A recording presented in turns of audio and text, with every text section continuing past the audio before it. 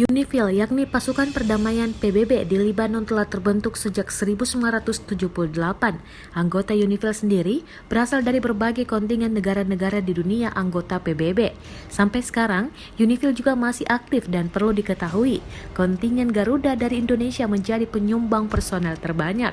Dikutip dari Kompas.com, tugas UNIFIL ialah menjaga perdamaian khususnya di perbatasan antara Israel dan Libanon yang rawan akan kerusuhan.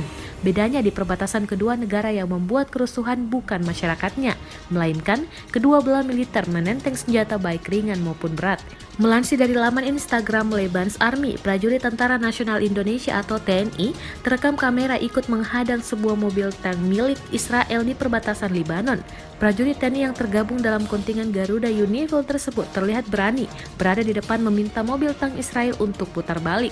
Terlihat dalam video tersebut, mereka tampak berpencar. Ada yang mengenakan rompi pasukan perdamaian lengkap dengan pelindung kepala dan juga membawa bendera PBB tanpa satupun di antara mereka yang memegang senjata. Padahal saat itu, prajurit TNI berada tepat di bawah moncong meriam tank Israel.